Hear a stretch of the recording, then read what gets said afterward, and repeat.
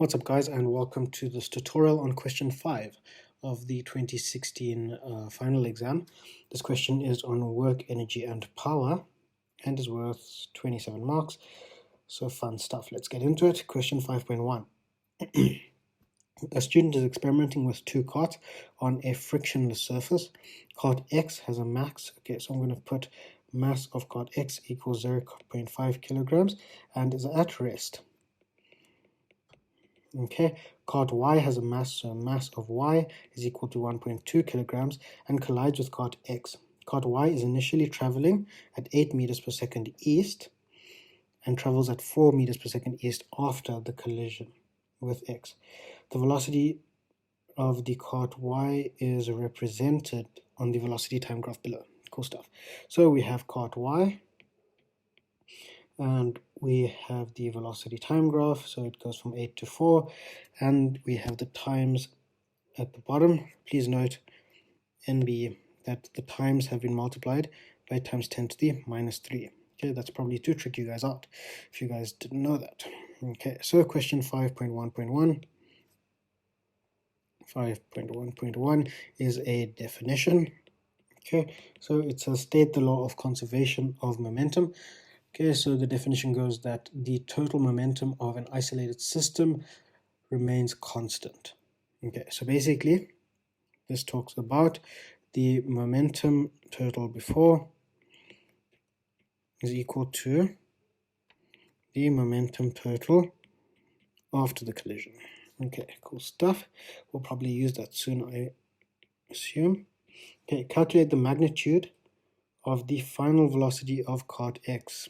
Okay, so just what I said. Okay, so momentum total before the collision is going to be the mass of cart X, velocity of cart X, plus the mass of cart Y, velocity of cart Y.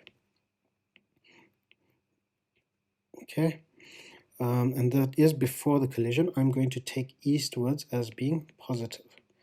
Okay, so that's equal to the mass of cart X, velocity of cart X, plus mass of cart Y times the velocity of cart Y after the collision. Okay, so we know that the velocity of X is 0 initially, so that term goes to 0. So we're left with the mass of Y, which was 1.2 kilograms, times the velocity of Y before, which was 4, and positive because it's east, times the mass of cart X, which was 0.5, times the velocity of cart X, which is unknown, plus the mass of cart Y is 1.2 times the velocity, it goes from 8, so this is 8, and after it is 4. Okay, cool stuff. There is only one unknown in this equation, which is the velocity. So we can calculate the velocity of cart X is going to be 9,6 meters per second. Okay, and that comes out positive, so it means that it is in the eastward direction, but it asks for the magnitude, so we don't care what direction it's in. Okay, so we get 4 marks for that. Calculate the change in momentum of cart Y. Okay, so we're looking for the 5.1.3, we're looking for the change in momentum.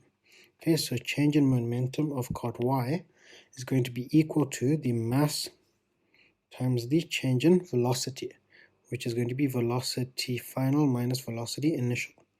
Okay, so we know the mass of cart Y was 1.2 times the velocity final was 4, and the velocity initial was 8.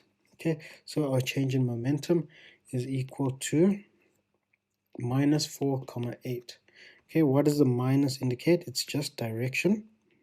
So we can say that change in momentum for cart Y is equal to 4,8 units of kilograms meters per second in the westward direction. Okay, how did I get these units?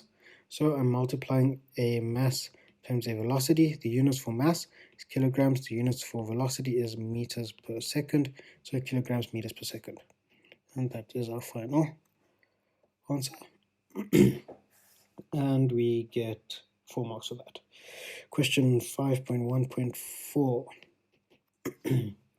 Calculate the magnitude of the force that cart X experiences. Okay, so how are we going to do this? We can use the equation that our net force, F net, is our change in momentum, okay, over our change in time, seeing as we've been given these times. Okay, so we want to calculate the okay, so we want to calculate the magnitude of the force. Okay, so we care about the force, so I'm going to leave F net is equal to, I'm going to use 4.8 over the change in time. Okay, so what is the change in time? It is this, right? So it's 2, because this is where the collision occurs. All right, so we're going to go 2,5 minus 1, and all of that is times 10 to the minus 3. Okay, so the only unknown here is our F net. So F net is equal to, let's see, what are we getting? F net is equal to 3,200 newtons. Okay, important to note, this said magnitude, right? So I didn't care about the direction. I didn't care about the negative sign.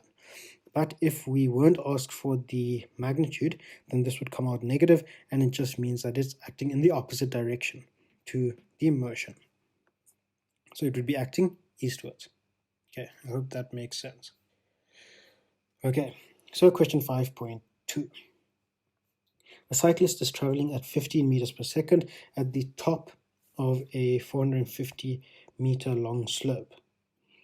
That is 30 meters high. The cyclist and her bicycle have a combined mass of 70 kilograms, a constant frictional force of 15 newtons, so force friction equals 15 newtons up the slope. Okay, so let's see what the question has for us. Question 5.2.1 says calculate the kinetic energy of the cyclist at the top. Okay, so nice and easy. So EK is equal to a half mass times velocity squared. So we have a half, the mass is 70 kilograms times the velocity was 15 meters per second squared. Okay, so if we plug that into a calculator, we get a value of 7,875 and units of joules for energy. Okay, and we get 3 marks. Okay, then it says calculate the gravitational potential energy at the top. Okay, so another nice easy question. 5.2.2 is EP equals mgh. Okay, we know the mass is 70, we know gravity is 9,8, and the height was 30 meters. If we plug that into our calculator, we get a value of 20,580 joules. Okay, so what we've done there is we've actually worked out the EMEC. Okay, so the total mechanical energy equals EK plus EP. Okay, so that's just something that might be important, it might not be important, but yeah. Okay. Then it says calculate the work done by the frictional force. Okay, another not too difficult question. Let me give myself some space. Okay, so we want the work done by the frictional force. So 5.2.3. Okay, so work done by friction is going to be equal to the frictional force times the change in displacement. Okay, so in the question we were told that the frictional force is 15 newtons, or not 15 newtons, sorry, it was 12 newtons. Okay, so a mistake, sorry guys, 12 newtons there, so that would make this 12 newtons. Okay, times the change in S. Okay, so the force is acting all on this distance here throughout this entire distance, so we multiply by 450 because it's 450 meters long. Okay, and if we crunch those numbers, we get that the work done by friction is equal to 5,400 joules. Okay, and that's the final answer. Okay, so calculate the cyclist's speed at the bottom of the slope. Okay, so how are we going to do this? Okay, so we care about the speed here, right at the bottom of the slope.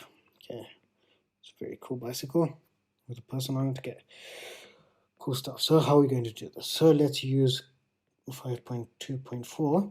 We're going to say that the mechanical energy at the top, so EMEC at the top, so we're using conservation of energy, right?